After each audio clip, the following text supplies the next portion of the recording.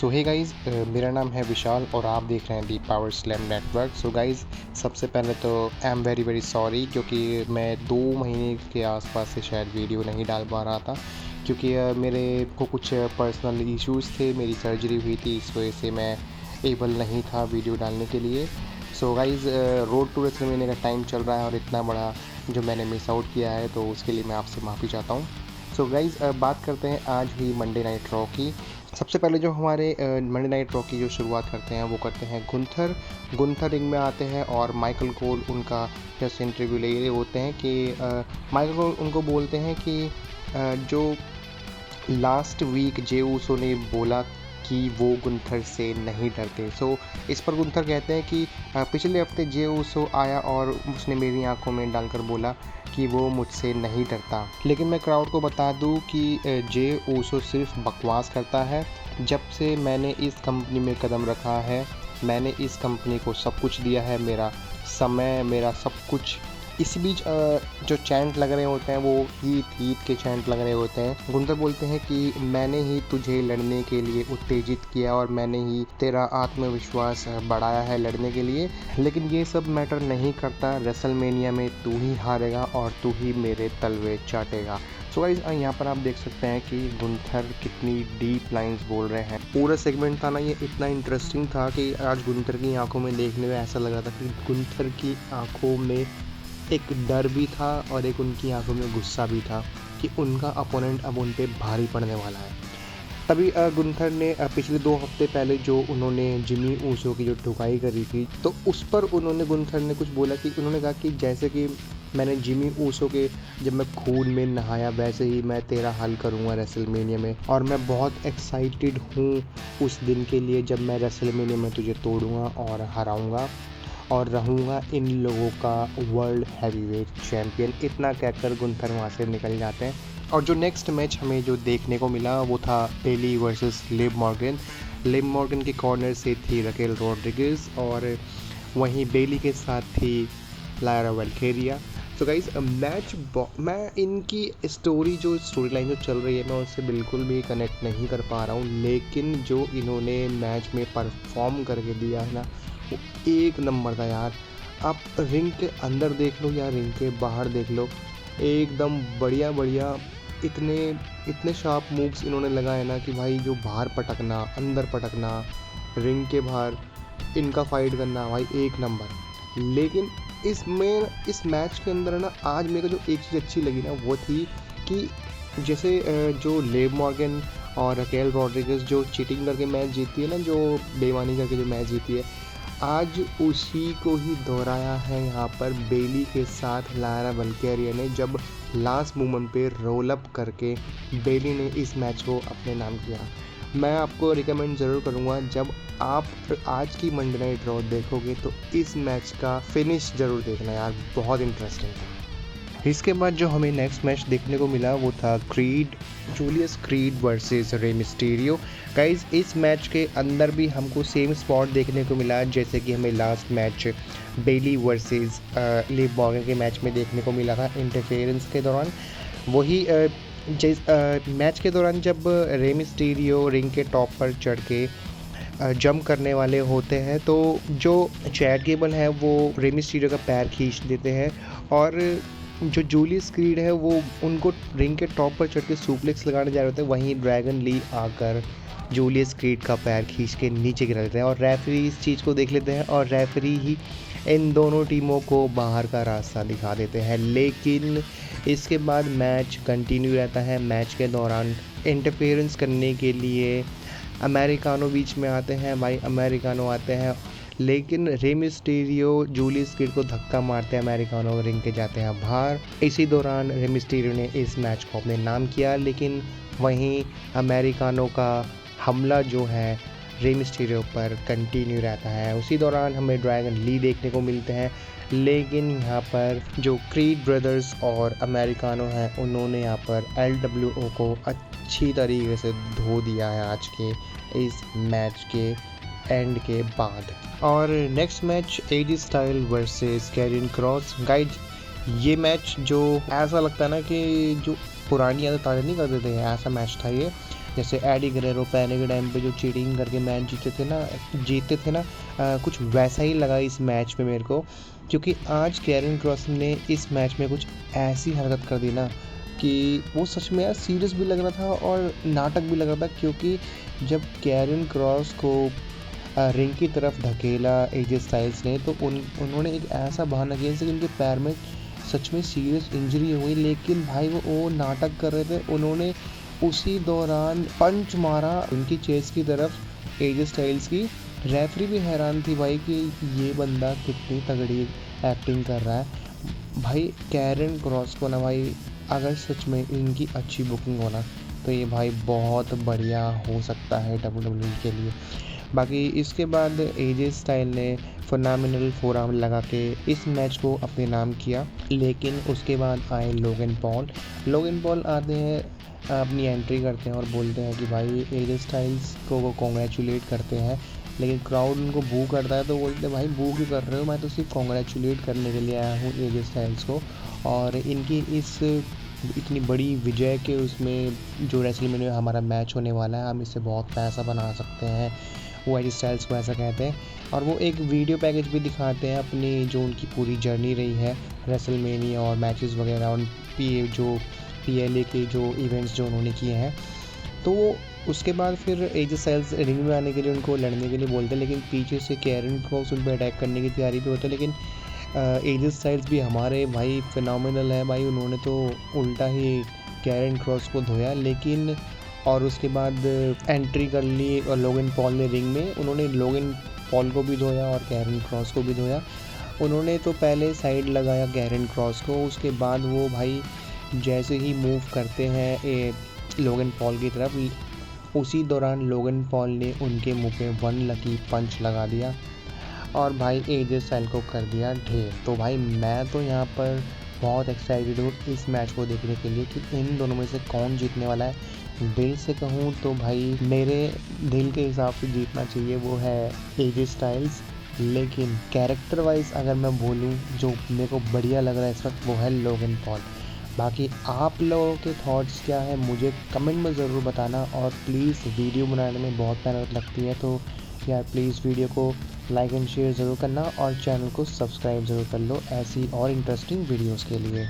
Guys back stage से हमें Paul Heyman देखने को मिलते हैं और वो बहुत ही शिद्दत से इंतज़ार कर रहे होते हैं अपने ट्राइबल चीफ का, लेकिन ट्राइबल चीफ का तो आज नामो निशान ही नहीं है रॉ के शो पर। लेकिन इसके बाद हमें जे ओसो की एंट्रेंस देखने को मिलती है क्राउड के बीच से, एकदम धमाकेदार, पूरा क्राउड झूमा हुआ है।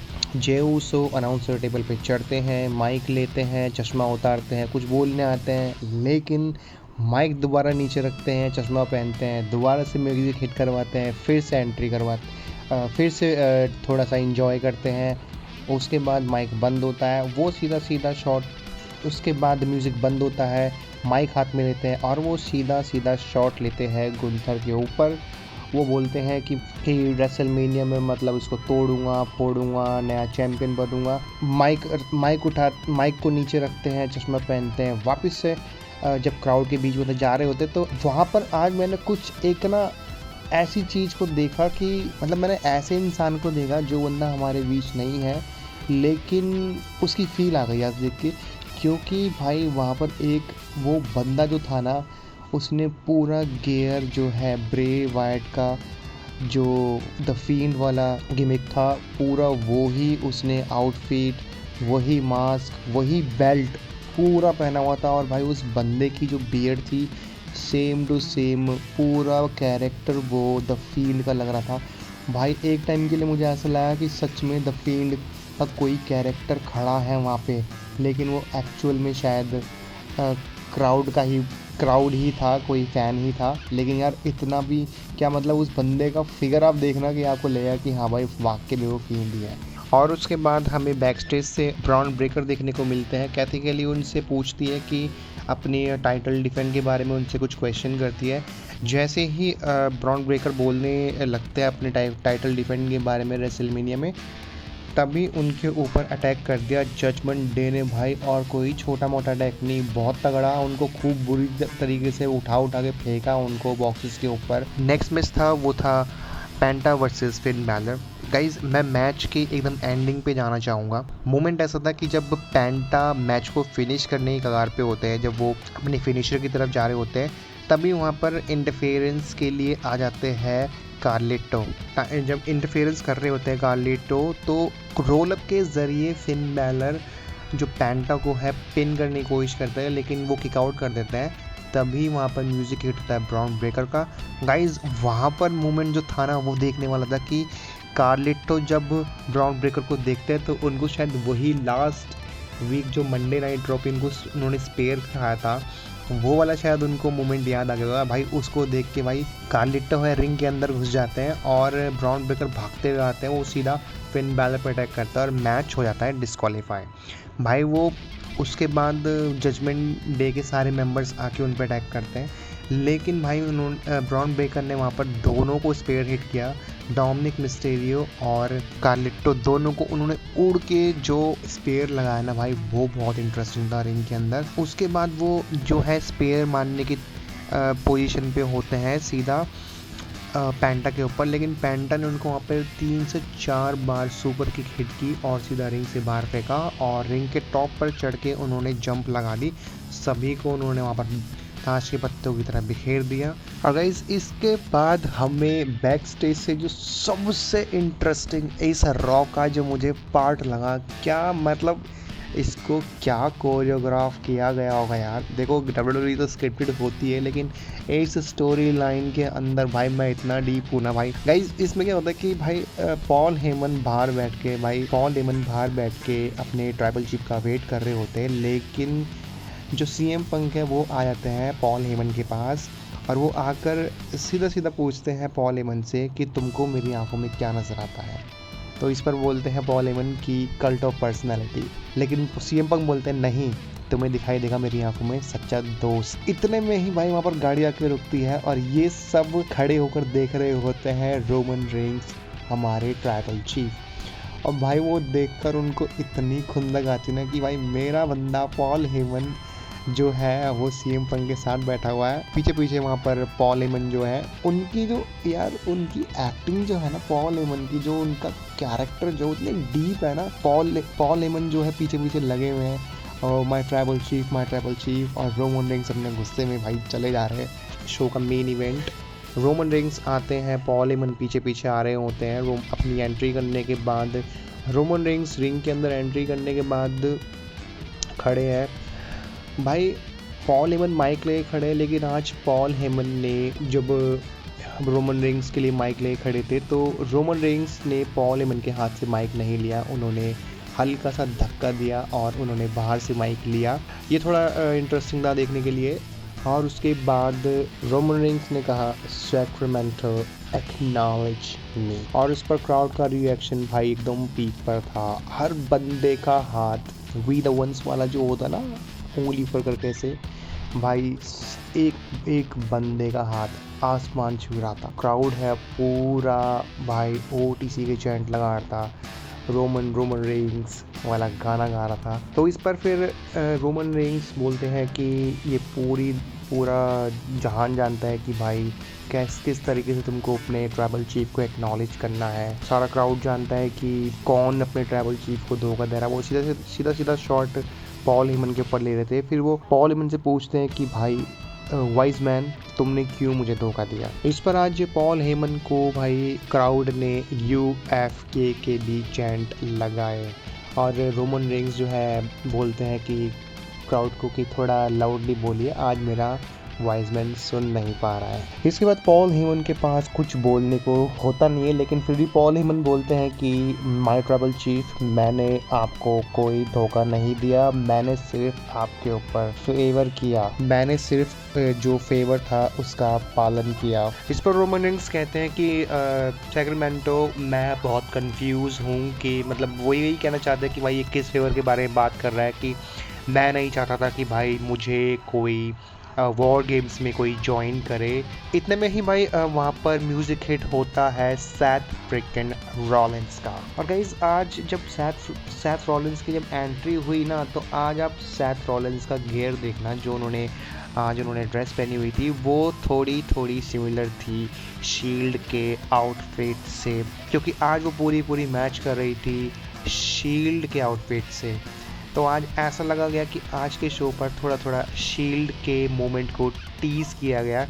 और अभी वीडियो के एंड में आपको बताऊंगा भी, क्योंकि आज से जो करीब 10-12 साल पहले जो मोमेंट था, आज उसी मोमेंट को दोहराया गया है इस मंडे नाइट रॉ के शो पर, क्योंकि आज कुछ ऐसा हुआ है जो आपने शायद पहले भी देखा होगा। वीडियो में बने रहिए और वीडियो को लाइक एंड शेयर ज़रूर करना, चैनल को सब्सक्राइब करना बिल्कुल मत भूलना। सो गाइस, सेथ रॉलिंस आते हैं, वो बोलते हैं कि रेसलमेनिया का ये जो मैच है यही डिसाइड करेगा कि भाई यही डिसाइड करेगा कि कौन WWE को आगे लेके जाएगा। जो ये रेसलमेनिया का मैच जीतेगा वो ही इस कंपनी का फ्यूचर होगा, क्योंकि और वो फ्यूचर सिर्फ मैं होऊंगा, तू नहीं होगा, ना ही CM पंक होगा, क्योंकि CM पंक जैसे लोग इस रेसलिंग में इस कंपनी में भरे हुए हैं, जो पहले इस कंपनी का फ़ायदा उठाते हैं, फिर रेसलिंग छोड़ के चले आते हैं, फिर दोबारा आते हैं, तो वो सीधा CM पंक के ऊपर शॉट ले रहे होते हैं। सेथ रॉलिंस बोलते हैं कि भाई इस बिज़नेस को मेरे ऐसे बंदों की ज़रूरत है, मेरे ऐसे लोगों की ज़रूरत है, क्योंकि हम जैसे लोग ही इस बिज़नेस को आगे बढ़ाते हैं। और इसके बाद भाई जो सेथ रॉलिंस है वो बोलते हैं कि भाई इस मैच में पॉल हेमन ने डिसाइड कर लिया है, उसने चॉइस कर लिया है कि वो किसके कॉर्नर पर रहेगा।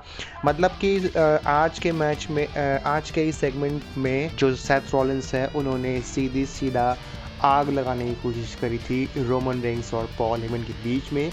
फिर उसके बाद भाई पॉल हेमन के पास कुछ बोलने को होता नहीं है और पॉल हेमन खड़े हुए हैं, अपना कुछ बड़बड़ाने में लग रहे हैं, क्या बोल रहे हैं वो रोमन रेंस को कुछ नहीं पता था, लेकिन पॉल हेमन को बोलते हैं रोमन रेंस कि हाँ भाई ये सही कह रहा है, तूने अपना चॉइस ले लिया है और मैंने भी अपना चॉइस ले लिया है। इतने में भाई रोमन रेंस ने सीधा अटैक किया सेथ रॉलिंस के ऊपर। उसके बाद रोमन रेंस ने जो रिंग के कॉर्नर के पोल पे सेथ रॉलिंस को फेंका और रिंग से किया बाहर। फिर भाई वही जो हमारे पॉल हेमन है बहुत ही एक्साइटेड होते, वो हाथ जोड़कर कर रहे थे I acknowledge you my tribal chief, लेकिन भाई रोमन रेंस ने उनके गाल पर उनको पुश करके नीचे गिरा दिया। तभी हिट हुआ musics best in the world CM पंक आए, उन्होंने उनकी हल्की सी ब्रॉल हुई रोमन रेंस के साथ, दोनों आपस में एक दूसरे को पंचेस लगा रहे थे और CM पंक ने रोमन रेंस को बाहर किया। लेकिन जैसे ही उन्होंने बाहर किया वो CM पंक पॉल हेमन के पास गए, लेकिन वहाँ पर हमारे ट्राइबल चीफ वापस रिंग में आके तैयार थे स्पेयर लगाने के लिए और उन्होंने स्पेयर लगा दिया CM पंक को। लेकिन भाई जैसे कि मैंने पहले कहा था कि आज हमको एक ऐसा मोमेंट देखने को मिला जो कि हमने आज से 10 से 12 साल पहले देखा था, वो था शील्ड वाला मोमेंट। सेम उसी तरीके से जैसे सेथ रॉलिंस ने पहले शील्ड को धोखा दिया था, आज वैसे ही उन्होंने चेयर हिट की रोमन रेंस की पीठ पर, और इस चीज़ को आज अनाउंसर टेबल की तरफ से शायद माइकल कोल ने भी बोला था कि ये तो शील्ड वाला मोमेंट है, बहुत इंटरेस्टिंग। लेकिन उसके बाद CM पंक को सेथ रॉलिंस ने लगा दिया स्टॉम्प और उसके बाद रोमन रेंस को भी। वहाँ पर पॉल हेमन चिल्लाते रहे नो, लेकिन भाई देखने वाला मोमेंट था। मैं बोलूँगा कि आज की आपको मंडे नाइट रॉ देखनी ही चाहिए। बाकी वीडियो कैसी लगी, वीडियो को लाइक एंड शेयर ज़रूर करना, और अब वीडियोस आती रहेंगी, नई अपडेट्स मैं आपको देता रहूँगा, छोटी से छोटी अपडेट्स मैं आपके लिए लाता रहूँगा। वीडियो को लाइक एंड शेयर ज़रूर करना एंड चैनल को सब्सक्राइब ज़रूर करना। मिलता हूँ मैं आपसे नेक्स्ट वीडियो में। Thank you for watching, bye bye.